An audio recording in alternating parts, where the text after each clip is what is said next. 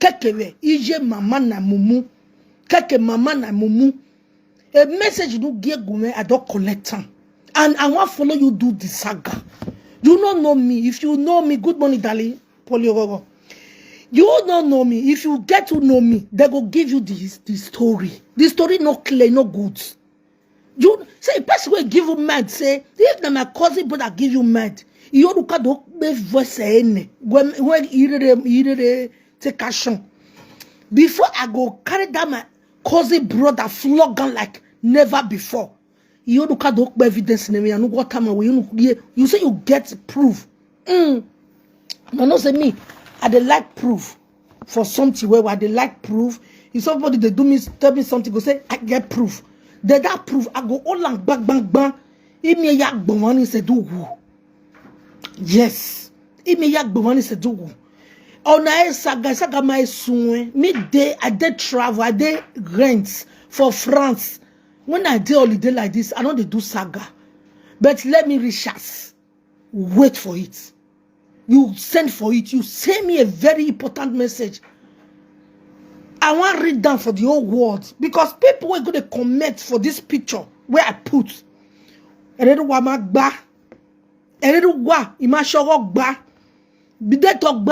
I have no cow. Before they could tell me say why I go do this. I will do it over 1 million times. And I will never start. Yeah, when my job moya we susu gwale. Or we old mami bajo moya we susu gwale. So ma agele jo moya we susu gwale. Na get no get akadegboto umayene. But you know me, you don't play with me, don't play. Go ask people my story. Uwe jibe noga. Ugo sak bijime. Since I did social media. If you say even mean, ije me ogbelama, era me ogbelama, vije me ogbelama ma yakin. Oh, kini job mo ise ti dona janomo, unwewe kini ogano. Eritero, ide nuwe analyze ni bodoni. That one no, it not serve me. You know why? Oh, we talk keke, we morion. Amugwe, but the way yes, we so we said I saw bay of you work. Oh, we saw the social media now. Come on, is that not sabe of you work when I so. When mammy will look back when I go to city when mammy women, no Canada dry, no mammy or dog. No gaji go gualo dole le yahian by all miss at most husband. Till now na ye guana, I didn't know what do no ye try say. Ajigo kwe, I will by mistake way ya no ye walk it all. Omo ade con. Na me go bust your bubble. Nugwe mind gbugwe modo sale kwa. Mama na mumu. Ugwe ma wo gba ye mama we susu gwale ma so in the saga. This saga has just begun. The saga has just begun. Since we can't your go moju we na ma your go ya we me kwejo. But me aka mu we money me vio khiani e go solo bo adven we judge 77 spam ya donona. Lare Obama na mumu we may be. You don't understand me, no they catch me. You never born. When I share this video, you never born. If you born, we go know. You never born. This one a egg of another woman, another man, with mixed together, 77 all plus together. Now they take from this one, you pay. They carry another person DNA give you. You could talk to me more. You they play. You they play. And they ask you, are you playing? So don't play with me, don't chill with me because I'm very, very brutal. What one up, know who your desert in my where na be your uncle? Where bought 5 children with 5 mothers. Forget that matter. We know the story. A story already where more, but my story me. And the truth. The only 2 weeks now you spend for my family. I'll not be my brother marry you. Not be my own blood brother marry you. Now my cousin, Otien Wegbe, or Marewe. I beg him me, the Jemmy wana, well le meje lao, I dig when more you go the ticket to the Luario umia. So me kuna listen to why I go to beat this idiot beating mama we do prostitution we no make am. Iju basha wo ma make e. Iju gbe talk basha wo na gbo me but on my blow. Iju gbe oga we se guanto eju ga ukpo. They not saying why I say me when I call the Murphy come just now. Because people don't beg me for the Murphy matter. I don't, even me myself, I can't even verse. Leave on. Say, okay, I don't hear. When I they go. But the Murphy now they see a prostitution wife. Because I ain't a prostitute. You ain't a boy prostitute. Destitute, okono boy, okono your big me, okono sisiga. Oh, sisiga nyanda fon. Oh, sisiga you. Me we adole le Johnny goni me gbene ina flush we. He me gbogbo ina gbada fon ba ina flush wa ina me gbiju we. Ina fo ma me mi u me. Oh, zero already I'm going to go and remove your mother from the grave. I've been waiting for you to do that. Umaye we the Murphy no go ba umaye we umaye che wo kan lawa. Iga go de gbere nu the Murphy like eh. Ni mi a wo here se. Wo ni me ma te post ni de here post so atu make na so. No so wo de na we ro wa no gbe o.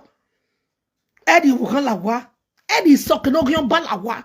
No ti mo da de do banera wa social media. O se no wa we mi me ko no la mo wa ma ku na. I ma ku e. Mama na mumu I go to beat you. Ye gbiju zinko you are piko. Who was Zigo? My dear, me Zigo ye marriage. Izejo, Zigo ye kia. Ekia is for free. Me set Zigo ye marriage. Maybe you said when I just word. Izejo. That you Zigo ye marriage. I'm mother for me and dear we boy you go me marry but mamure. Ena kama we no rio kuove. Me ave gwalodobe we boy kino wa jonari. But when the Canada did those oye nyandi. E Canada ye bawo oye nyana. Amami yakpa ye filo boy wa pe kosili bie we ya la diane. Amami no mu where you wa. You be a cry begging my brother, my cousin. Uga inia. Ugo jigo inia. You talk about my sister. Ugo you pay my sister on the monthly salary. When my work bazi yo. You know why you were doing it. Uga inia kia ne ke no gele do wese do wo. Uga inia kia unwe ave dia unwe o se ne vona feliwe. You be a cousin okwa. Una we abeg God tell me dia. Ugo we bury ade no we bury is wo. When I turn in, ask my family, they will tell you more about me. Everyone go out and me gak okay. Okay. Mrs. Abrusa Jala we no there. He got done me we gak be in a way. Okay, that what for me. There are people that are in a platform that knows me well. Ni ejime. They teach me wosa. When me large with social media, people for don't they call different platforms. Let me check your bubble. Go and ask why secure banning we be here. Ya got more information about my mother. I level why secure but with your mommy. My mother left market 2001. I stopped my mother. Go and ask. He stop no stop Ijimeki. Maya do killer my vision here asu seba. Irewebo. My father died. Immediately my father died. When my father died, I just want to. I'm not claiming it for you. I'm not even here to debunk anything. Anything you say is true, but wait for my own. It's going to be water. Yeah, I'm not joy. Me, I'm supposed to make sure we make go in depression and make us see well around it. You already explaining yourself how you spent 16 years in marriage and my work. How you take 16 years? How old was you? How old was that?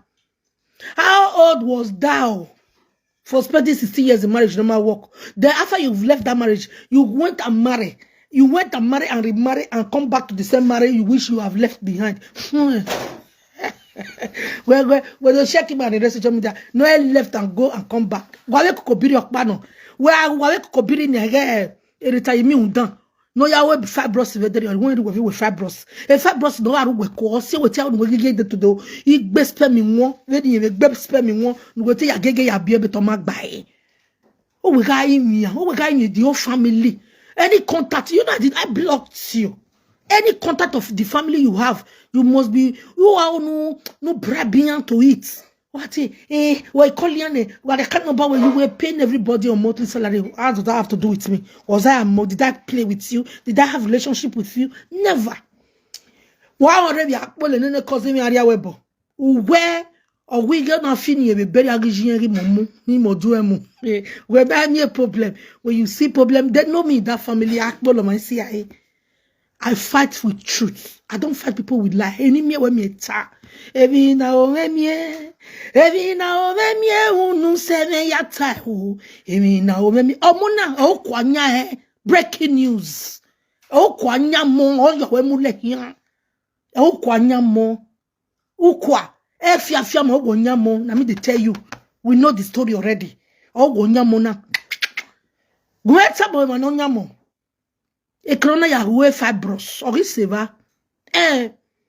On a the sperm. E ba 77 sperm or deva. Oka we ma on a fail. On a de go hu. Viva. No tie. No ya tie. So then we don't. Ukwa. E mata na ma kon we man. Okay, what the here ki rest of power one where or where I was a Keduje because we're going to increase the rank rest of power one, you know. Or where here what to win out to a lamukwa. Eva away river. I want to be belonging. I me hurry where you belonging. You have to come and register with Saga Mary Holiday. Holiday di jenani a oye sevu wena. Mi a iju weni no bashago. No ga we se gwanto wukpo. Ije se gwanto ga we Napoli go ask. Se gwanto ije Violet ga u. Ije unu yaju we biena. Iju we biena. Arrow 5. Arrow 5 ni ju we biena like mother like daughter. Arrow 5 ni. E pie vana wuwo. Ye vana na ya do dori. Ye me vana we be vani to we wu.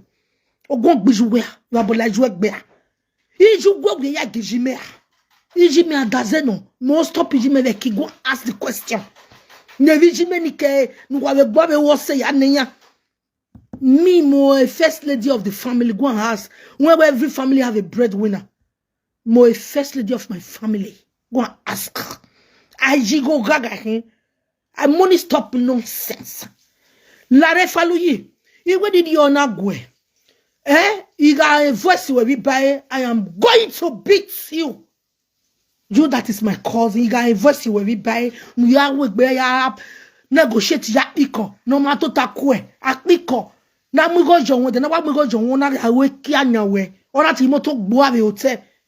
Okay. You got a voice where if you never me gbe we ya tawa. You will not like me. You know me now. You know me, I give member of the family ni or see a family thing ya be because when I say more no nonsense person. When I start, I start. He got siere ereni ove oh me I tuere nya mama na mumu ogin soto isoke me wabi soke wane soke no vida osa he me wabi wa me gbin hands down 100-0 no he gbe hands down soke we vie mo na no bi ari oli de Dubai ma wo de Dubai ike wa no ari do mama no said you go because something work lena. Those are the people who are boke wune. Who work moko stop it binani again. Stop the fight. Are you crazy? Are you normal? Make the view when we're there. We are posting. We are posted view. Under 10 minutes, so I made 10,000 views. What's my business there? Am I competitive with you? What social media na be meme ni me yige social media ya wo ya de fu wo ya de kebab no mo. Wo ya de hamburger no mo be de gbe wo ori school. Omo no manya go ma ve go ho ve ke go be omu hia we ka ya bie ne we ke do gume go me ko kom ne ke ni me bie o ke ni me ma bie me ko ke ya ne we ya he mu na wusi ani me ni me ko go check it out wa me money ha mu we bonya je to we mo if you see many don't woo ni me koko we got me I got the picture and then you go wrong if you see me ni me koko no be say that come shop oboni ya mu ni ya mu go me ya mu ya because you bought me so me and even if when we get it we me ma bie we me ma gele bie then no problem where ya so where ya can we no ma bie jane we am I where iwa mo go no go me wu no we aragbo ugo di mado gbe sugolo go mado yo mo fi gambo ade mata a chess game ayo mo ya fi ade na ge no ge akade gbuto me I wait to the extent why toto mugwe na yugo na na so kakan even no talk na so social media na morone even no talk o hia me show view the social media na why view this so no talk hia me level no level. Good morning Osas, I see you. Vivian, I greet all of you now. I greet everybody where the platform now. Welcome now, thank you. Now do I catch the phone. You don't know me. Me so what ni kaya better of you gonna never very grand. Ni kaya better ni kaya go better ni kaya go mo yo toni suiran fwa. Me suiran fwa ne. De me to so a shoku we. It's one agbe la be you oni san. E ba do bia na ge asegbe ba zen. Ya ne jouer. Ya ne jouer. I jouer we fwa we your money. Because your money no yo zangije okay. We are not that baby your mother. Ejime is proud of me. Well, because why I respect you, she fait insult my own mother. Now I see me the last what I tell her say, me not go insult mama. I not go trying, I not go insult mama. I not go resort to pikin. But that she first constated. So now we're going to comment for that picture for them not try am again. More not try am again. I go play for another one and say, now she first come insult me with pikin. Now she first bring pikin back to enter inside. You said me there 54 years I never born. Ask me, is that true? So anybody will bring pikin back to enter saga. That means say he want me the saga you want pikin. And he agwa gbela be your weko. He ono wu. He ono when I wu jua o.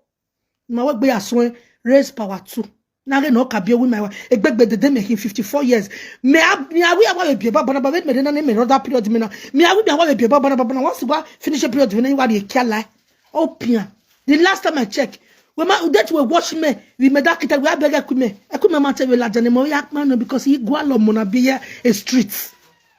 Me bio me streets. He wa e me kue. I don't do that. He bio me streets. I have to go and abort it because why? He be on my streets. And they forbid. He must be a kabo no heke. We just be na way patebo. O ti gume ko komoni o ti to take me. He can nye gbegbe hin abie. He be. Di only ye be mo na ya home o. If not, I enjoy myself. That me some you wabana me say ti ade kini me jena na. Agen gume ge. E dey yak me fun. E o. He yegera rowa. O gba o ge me baba ize. You have a rock lega. Come back. But when you have a bastard child in your house who has no father. Necessity chest DNA. A sperm of 77 sperm. Why are chest right? Why stress right? Where? 77 sperm. Why are chest right? Mona who was 77? Arumaya. Are you playing? Umaya 77 sperm. Umaya why okay? Why here come muna working you come on right? Ukwa uwe mi uja. Uga mi problem I want to belong. Eh? If you go uga mi lesa kuzebude to the extent when uzwa se when uzigo ye kiase. Una yebekba. Una mukwa mbuka je we just to make sure what se can on why 002 by all miss. Video got the fear you are. I beg of mafia. Oh, we believe let taxi driver. Go and ask. Big fish, big thing, everything big. Ilele bieka. That's Ilele bieka. Ah, mummy la on social media. Good morning, Jenny. I greet you. Ilele, yeah, a big fish.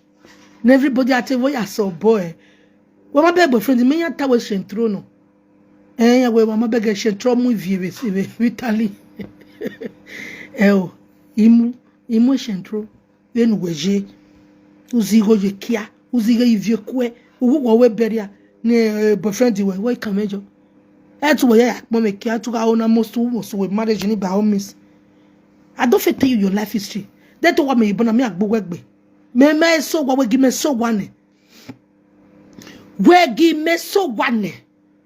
Me evidence ni me ma we can have evidence la de we my brother me more me itie be wa gele mi osa huji me la wa ikayo ni sunwe aga gele mi we ni me ya my brother di me an adamo ti me bi gele me brother me ti jo e mo gbo e we ma mi e bo we di o se amo edere manya ede boni magono manya via boni magono o via ihi manya via o we wo via but o via e mahin manya via egbe manya via ma we ma egbe me kozi me that is no sini jime o vira video vie no dion on via yon we o me me a yon we boni for your information So ya rien mo viagwe. Easy gojo. I mwegwe. I soma via. O via ni jomo. I a soma ewe gemenuta. Because go via nyo more ni hao. Owe madu ya mo ya we gwale. I me se semechi me bedo huwe nane.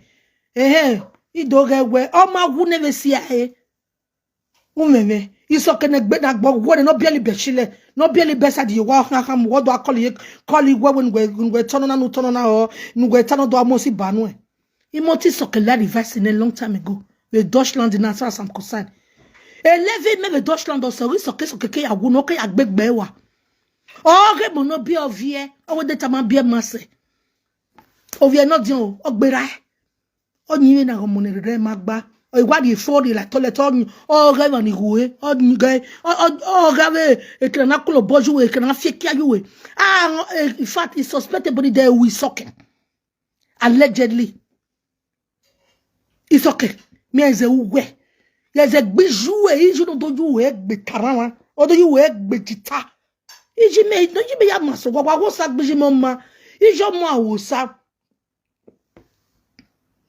Ijo mona wosa oya ikokemo is good. Ijo wana do gbashawo ya onugwa.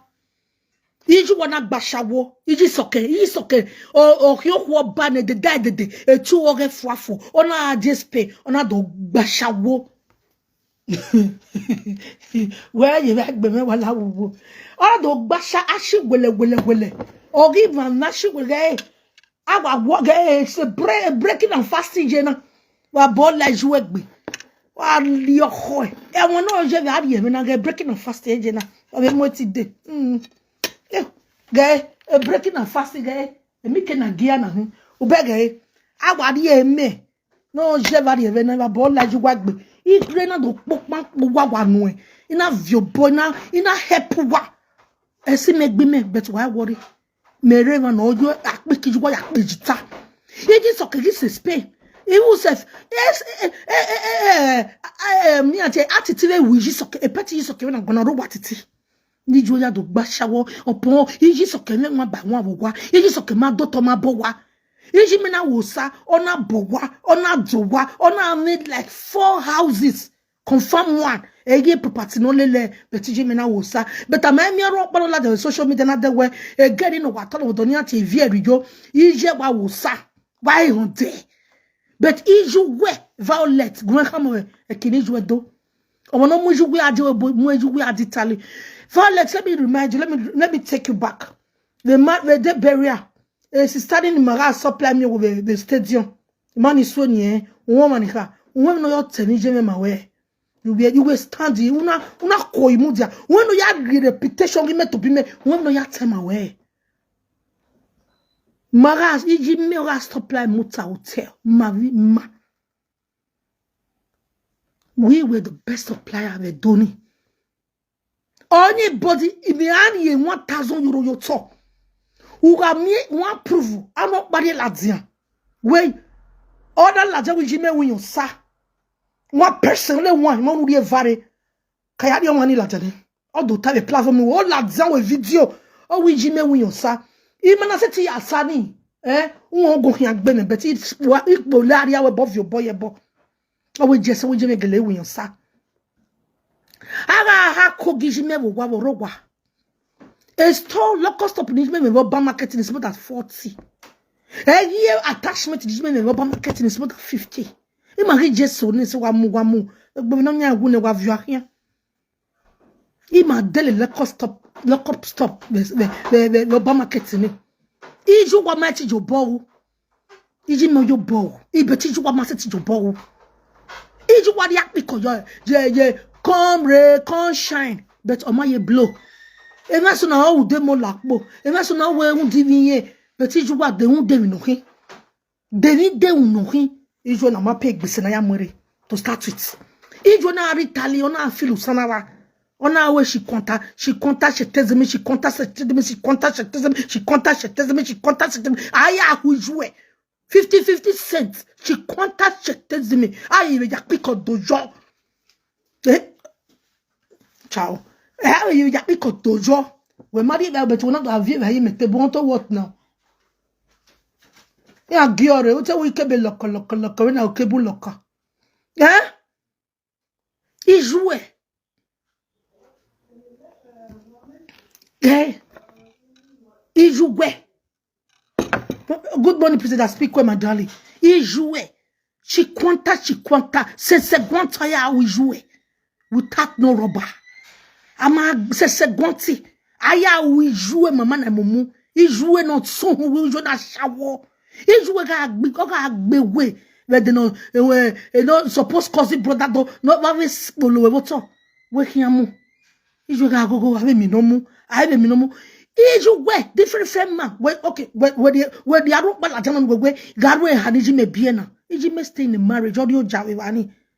We ma story jime we ma gbe story jime ma we.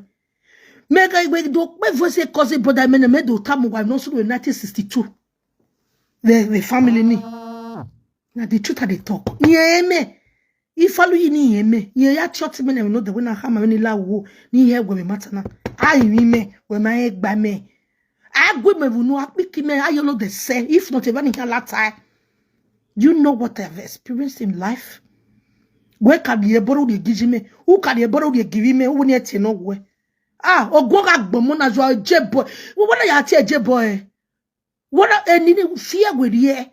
Any anywhere, a Monica, oh, me jeboy. When a jeboy, na do bona ona tie say you need a bese. Yes, so it don't long go, my dread. It don't long go be smarty. Eh? Et jouer. C'est Gwanto, tu comptes se dire, mais ya oui jouer avec Napoli. Il jouait avec Bachawo. On a la deformation of Ashawo. Il jouait la deformation of Ashawo. Il jouait destitute. Il jouait ma binaron, on a joué grave vos guitares. On jouait bien les léa, n'a bien en boni, au tour de non sini. Yare caractère, quand you compare a character with yours. Can you compare your sister character with yours? Or twin, or bien the what bien a 5 by 5, 5 by 5 woman. Copy, J-boy, copy, one copy. When they call her J-boy, no bell. When no guy in Monica will not lag. When they follow, I will follow me. What are you view? Where was your way? When my man Monica kick away for no kick away for one. Eh, when they made the domu. Was soon. Where to the Monica was saga. Who said it? Tote boa. In a Zevugaga. Oh, this and that. Are you stupid? No go na gbene o gwena no reva na no ya hie jebo na o go hia gbejwa o hia ya kokere no social media o hia vive sadie mo e mo na no gere na se o we also my no balo we my ne mo jie o sie o my no ya wa fika you o wa taking we my ho o we ya de kon ho o ya wo ho oni e kan di ye o we ya den we ya form mo we my be we my fika you and we taking. We might take it then now. We do have we take it. What don't wanna call listen to what she talk? What make me go live beat this picking beating mama beat generation? Yeah, Chris. A lot of women who want me. I day holiday. If not be holiday, we are day. But now, Sagana, a ring go the man away. A ring go me ask me here as son. A ring go me I demonstrate when I who you go me day. Sagana go too long. So que dori egbe yo iso wa ya si me we ga ku ya ku gbe si me gbe. I need it. I love it rough. I love it rough. And I will so rough you. I will so beat you. So que ya is egbo because we we dena.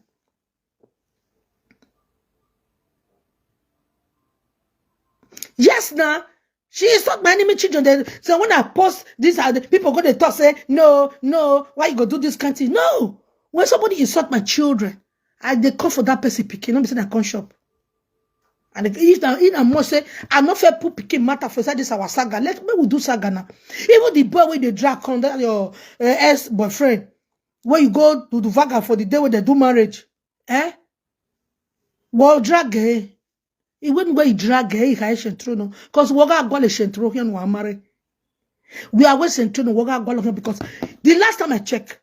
A soldier, I beg, who they aware the time when we do this what did they call them? That laptop while at that time. When that boy cause say, me I say that I'll see you number for you. I will call for Colana for the I will Sonba, I will Konore. I go call them. I go put her for speaker. Make people hear. Yes, so that one a special one. Oriena ogu here wagbe na. Ejebo oriena ogu here wagbe last. Ogu mo so be se shom dena. E sage jebo wena. E ma ya hin so we cleansing. This girl. When I not say that boy, when you say me carry a laptop, when I not say the story enter social media at that time, I defend and I debunk and can I go to I drag on.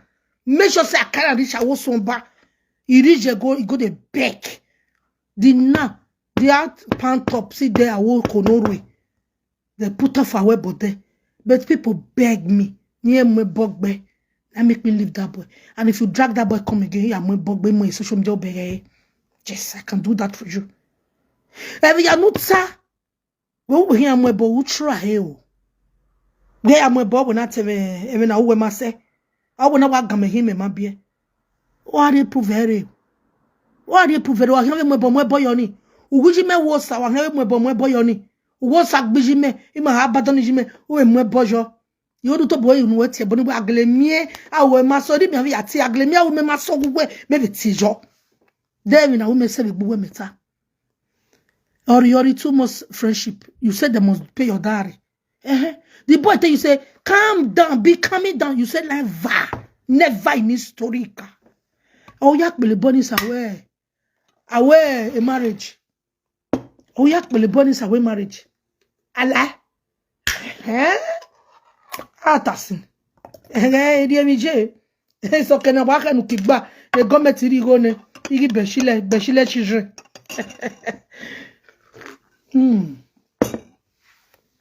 Anyway, for me, Kayangwe. I want to find the one and ya top.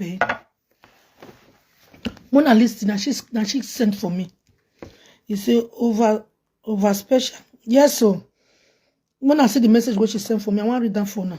Also, when person don't find trouble, no they remember the time with the entire problem. The doctor and say go do one. And that my cousin brother, where he say give you my information.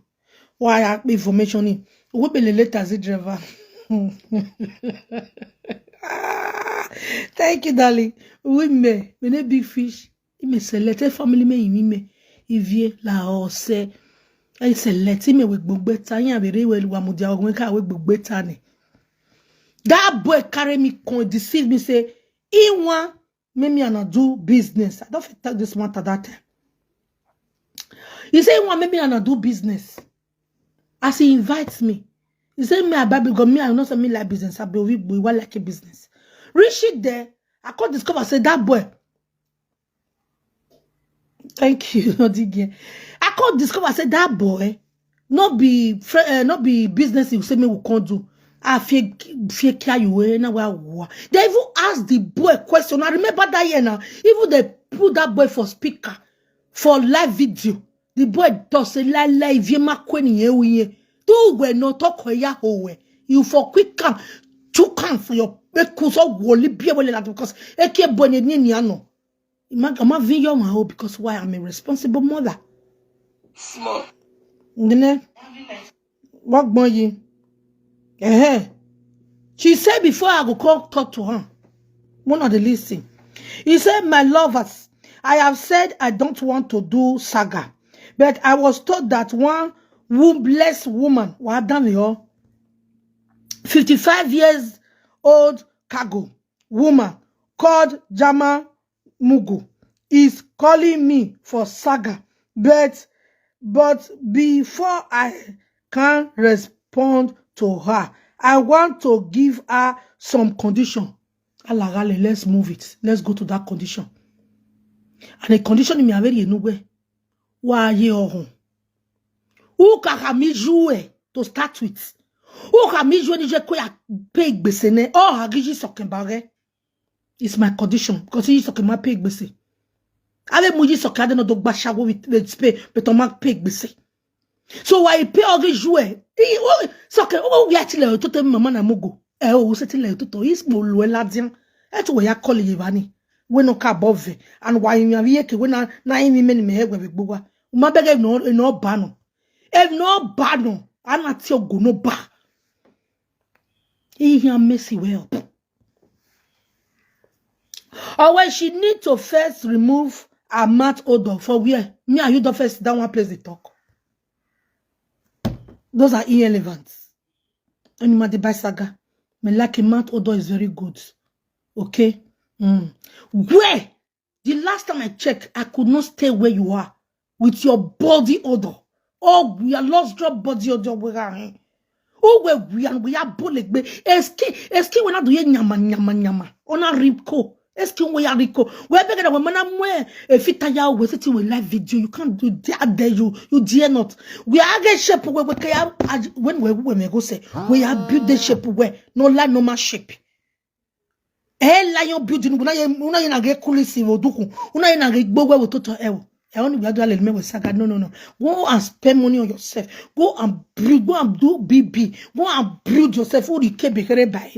Who the kebe buy? Okay. Before you come and Saga me, mo azama my sister Beji.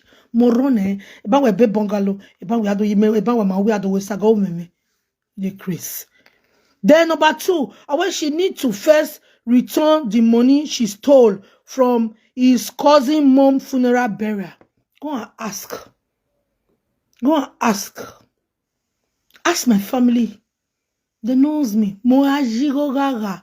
Money stop nonsense. As a mama sister Beji. Hey, Mo mego the family. Hey, family how with me yoma was zingo. I told you when my late sister was when I lost my sister. Where not even up the no say my when my sister will be with the nana. Or where was the nana me mokba or one of with the family. Mokba dies. You know why I work hard for it. I'm a hard working woman. I do 2 in one viral. Even just go buy. What's the henna me go? Oh no me 4,000 euro every month. Oh wow, calculating on 4,000 euro a month. I get government. My hard-earned money. Even a mini job, even a normal job, you work be. So at the end of the month, I can after expenses you left with 4,000 euro. Don't when you get go, you don't move your when you go you go here. No, I don't do that. So you had a baby or gay cousin brother when this when your time what take your time away. You doing a funeral regime. Yeah, go until I get the proof. We need proof. My family, I've called my family this morning. They say they need proof. Near the Ladiane, a proof guy Rene, Ak Bologna area webo.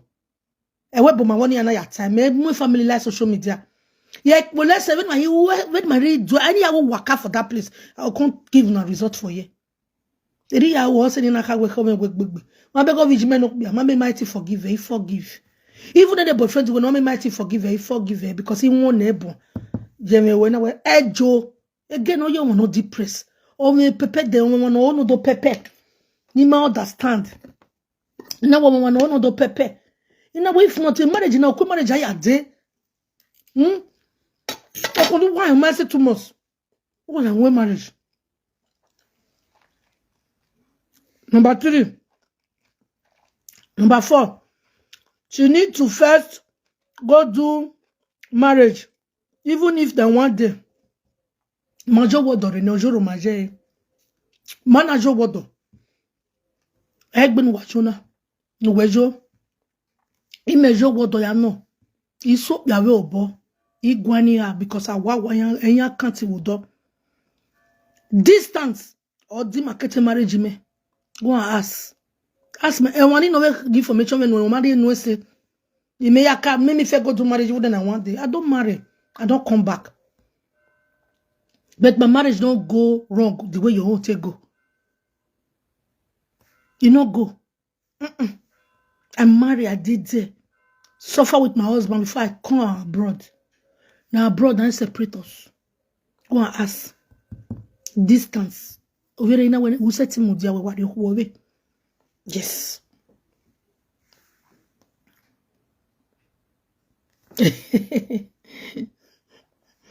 Then number 5. She needs to first go look for who go help her carry baby from belle before she go before she is who bless. Atwa gbogi wa wulele.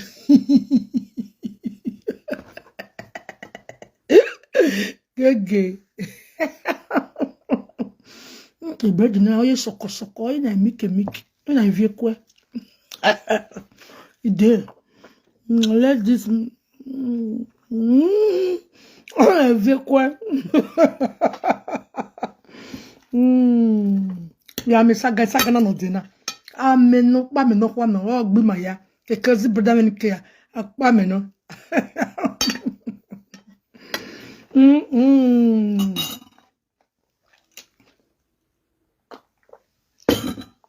My people, I know vessel.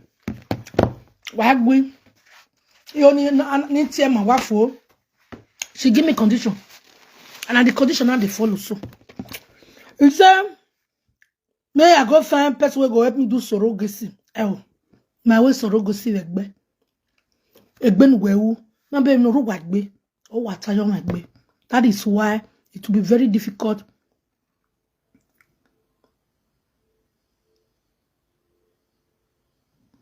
He said, please, our son is J-boy mama na mugu.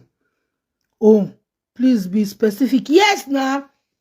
J-boy mama na mugu pikin. Erika ya tasin. I was specified because I'm gonna satisfy. I'm gonna specify. Oh, logo. Me medicine no go me your money no here.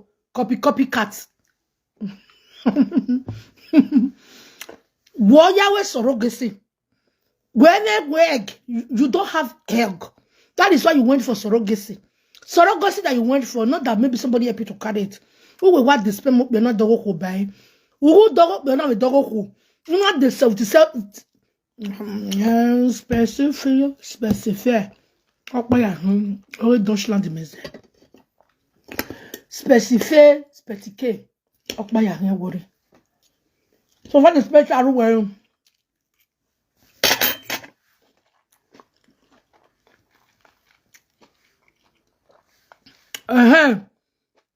Well, because me na one blessed person. I'm a boy. Wow. I had boy. I'm a boy. Yao. Then she need to first born and make sure it's a DNA, not adopted child. I not adopt any pikin. I not adopt. Go and ask question. People they give you information, they go they give you wrong information. I not adopt pikin. Me no adult pikin. I get my own children. I get my sister children. Go be say me. I sponsor since their mama die. They are my responsibility. I'm a bujiana. But I cannot leave them. I have to bring them up the way, even if their mother was alive, would have not even do better as I did. Only I can't leave the streets in the street. Yet it's in the streets. Mokbak baore money Nigerian yawo. Nigerian yawo senior here. I take responsibility of those children. And it's not a bad thing, it's not a new thing. But a bugwe, you did not two way be here. Be a where it's a gana. You go tire. Ukwavela, ukwawe muja. Whatever millis akuza bude, millis akuza bude, is a market, but I beg you. Copycat. I want she need to may adopt. Okay? I will never adopt a child. I the boy me to be me number me ma be a adopt more. I will not do it. I'm away even me na. Yeah, we are what we ma wa kwa na. Iwa be hama. Iwa be boss bobo we. Egbe me na ya momo no re, egbe me ya. Omomo ya hin. Omomo ya hin. But because of the country that I am,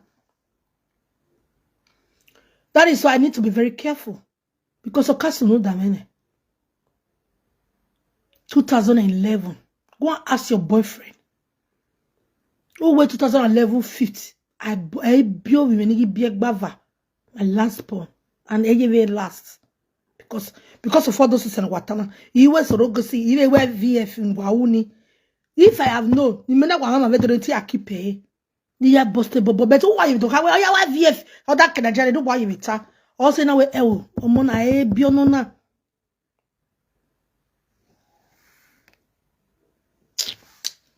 All these people, they say I thief their meat for soup. But you yourself supposed to know the kind of person where I be.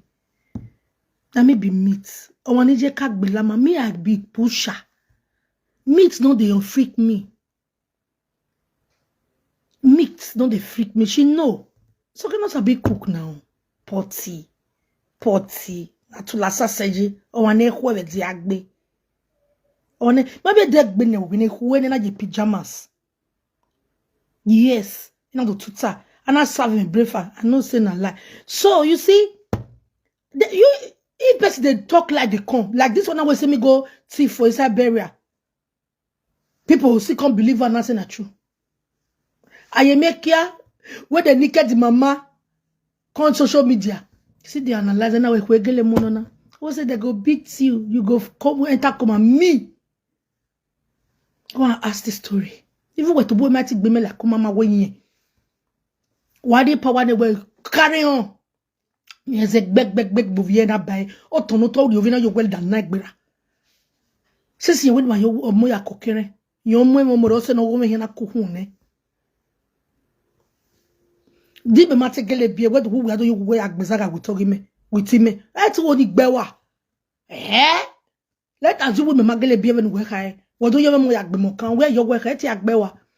How can I your way a cookerena? You do me go. Let's continue. They say your sister will be proud of you wherever she is. My darling, I'm telling you. If you say that my sister children, you will not say yes.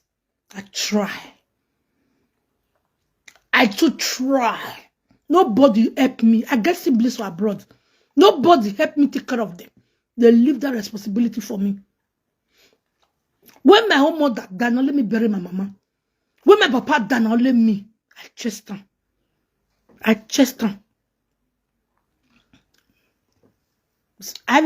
go so a good one. Ask people who know me. You don't know me now. Only through with 24 hours to spend for the marriage with taban. Na rule bukwa. Kwa re miuja. Daga so. Oka yo bukwa ti kwa. Oka yo bukwa ti nokba. Oka yo bukwa ti kwa. Yeah, Chris. Try. Wala wana ojo tesano. Wala wana oji yowe no. Meri we bobe de kaka ma wene. Egbebo Niger. Niger ye miewu no gbo mo. Wa one of best of citizens for that one. Niger ye mie o webo. O ye webo. O ni yakove kiano ya rewo wodo. Dede no rewo wodo. O gbo mo. Den ma oni yan gbado ata saga. Ah? Oni no mami no mu. Bene webo digbase. Amami we do no ge yo me. Amami kobiri. Na hand up me bani. Why me work back border? We the kobiri country. Amaka go yan work in Nigeria do. Ya wa do big marriage we man. E ma yeke mama mi. Let's continue with our reading. She need to first carry pregnancy, even if not for one day. Okay.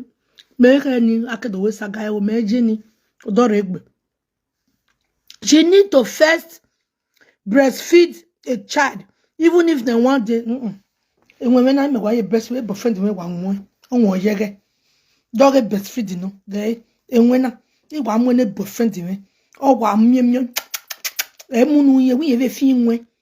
Imani the need to breastfeed on move. He could do little with saga. Because he want a special one, he got breastfeed on daily basis. O man wene jiwina. O wa weno kekba. O very we okay with lovie. Doven we only have breastfeed at my age 54 years. I be more bojon you. Me bunu mo boji. Away number 10, number 9. She need to first enter labor room. Make she for know how pikin be for bekus. Labor room. Woje labor room wowe. Imani the nije labor room ke dog boy my dear. Bia ya over. At my age. Ya biomo na ya khoma. A boyfriend in your phone.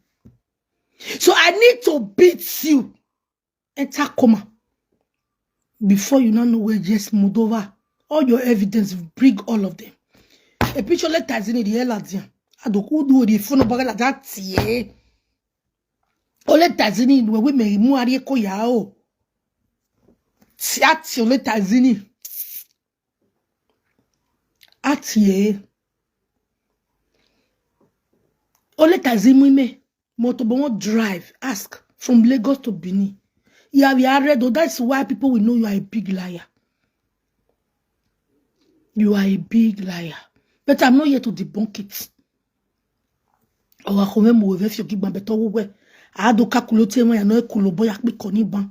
The saga aswene with proof. Uwe marriage me majo ina im na over. I need to first hear cry of baby for her house. Avie. Dictie yatore. Ni aso aso lojwell. A cemetery. All you gonna hear so aso you we a dove wa mo agwe. Eri momojo. Eri orijeje mari carry orijejo. You were 2 times why I don't even message her. I even talk. I say I'm not going to insult your mama. I talk and hold her. Say and we never insult your mother. But you bring my mother in first. I'm a boy ya. Abe cause brother when in to idwale twati me go no we wonu te ya tanu kwa make na me gbenu ka ya mukwa when I call here that one and the 10th commandment which she give me when I say no the big commandment in me hell now you never reach you the learn waka when I so do me ma we need ni am those certificate boa mo gbere wenwa beat mama beat speaking. Here we social media and family me. No one will what information we are know. We be viager we be fast a year. All come we ya say kebara we are in me are no na work. Mo test we are here. I never ya nika dan we give abola ya gbe.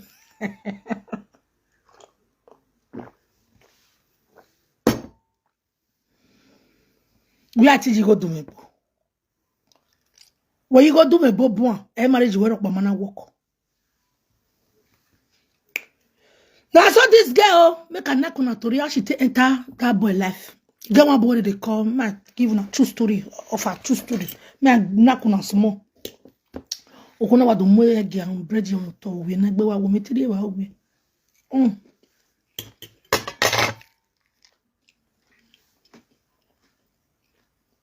Gege.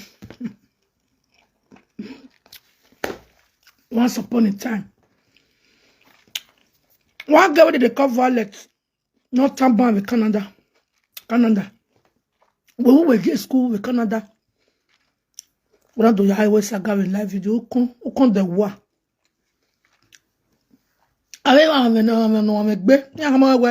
Follow, lele. Ya saga meri. Oh, when we want me ma bien we mana wa je mo ya give me ono hian ze me ma gbo we saga.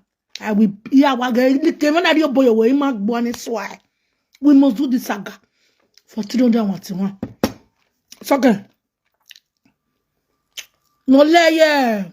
Ototu le ria. Ruga we be gani. Ere ma ile lo na agun. So I call him woni ya saga e. Wa gbe o ndan. Eru be we ya saga monica o so de na we ya saga e. O le ria o ka hun so yen.